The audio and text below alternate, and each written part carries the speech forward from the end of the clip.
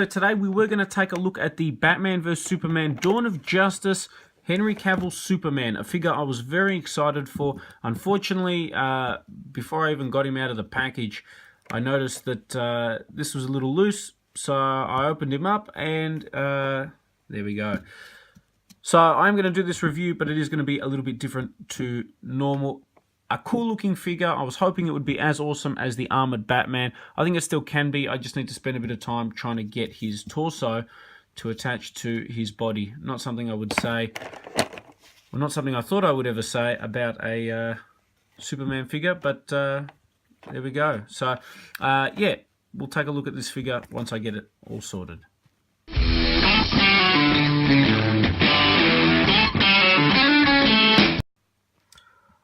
Okay, so here we have Superman opened up and out of packaging, and he is a fantastic figure despite the fact that there was some assembly required. I'll bring in just briefly the armored Batman. Make sure you check out my review on him. That is an epic figure. I'm interested to see how Superman stacks up. Batman, Superman, Superman, Batman. For me, I've always been a Batman fan. Superman has not really done all that much for me, if I'm completely honest. I did love the Superman animated series from the 90s, but I love the Batman animated series from the 90s even more. So it's always been, for me, Batman ahead of Superman. Lately, that's been changing, though. Batman will still always be better than Superman. Let's get that clear. But my love for Superman has gone up as of late. I did really like him in Man of Steel, and I did really like him in Dawn of Justice. Now, a lot of people really don't like Henry Cavill as Superman. I do accept that what they say. I understand that. I get that. Some people, my friends in particular, have said that he has the personality of a brick wall. And, you know, I guess that can be true to an extent. But I still like him for some reason. I don't know why. The costume, I think, was fantastic. This figure itself looks fantastic. Just going based on realism, they absolutely nailed the face scan on this guy. I'll bring it forward so you can see a very accurate face. Definitely looks like he did in the movies. A very handsome looking Superman, which is good. So that's the face done. In terms of the suit, I think it's a much nicer Superman suit. I think Henry Cavill is the best Superman we've had. I know some people don't like him as Superman. I think he's the best Superman that we've had. Like the 2006 movie, that was garbage. Some of the older ones too, like the original one, that's a great movie. But then like the 6 different sequels that they gave us, they were pretty garbage. So I'm going to go with Henry Cavill as being the best Superman, at least for the time being. Taking a look, nice detail on the belt that I didn't notice before. I like the difference in the blues. The more metallic-y blue, I think, is a nice addition to the suit. I think he had some good villains too. I liked Zod as a villain. I liked Doomsday in the movie too. People are going to go crazy over that. Oh, it wasn't a good Doomsday and everything. Just shut up and enjoy the movie for what it is. Doomsday, I thought, was good. He evolved. He turned into this monster. I mean, he killed Superman. That, to me, I think shouldn't have happened in this movie. Build it up for a little bit. Keep the suspense a little bit. And then have him die. Don't kill him straight off the bat, you know, to create some shock value. And everyone knows that he comes back anyway, so you don't really create any shock value at all. So you basically jeopardize your movie for no real gain. Anyway, that's my rant on the movie. Over. In terms of articulation, ball-jointed head, ball-jointed arms, swivel in the bicep, double bend at the elbow, swivel, ball-jointed wrists, sorry. He has, but I'm not going to do it to the full extent. He does have like upper chest articulation. He also has a swivel in the waist, something the Batman didn't have, so we've got some extra articulation going on there. Ball-jointed legs, swivel in the thigh. Batman didn't have that either.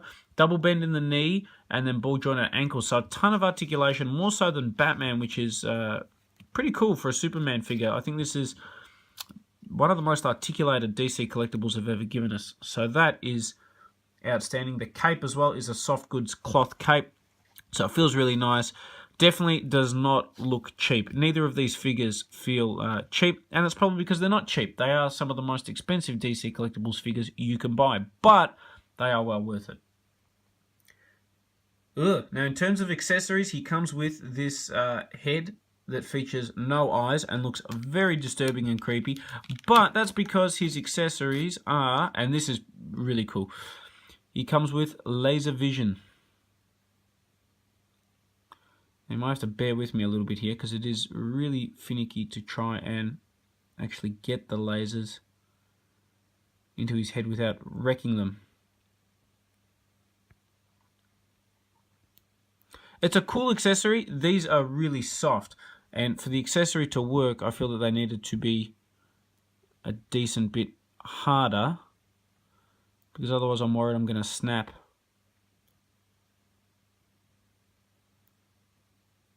Snap the figure. We'll see. We might be able to get it. We might not. I will try. Anyway, you would get something along the lines of that,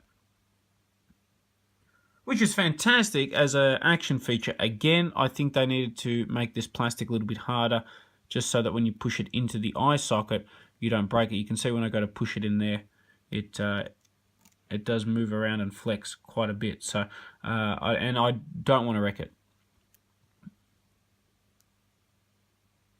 So that's one thing that could be improved. But, I mean, it is a nice accessory.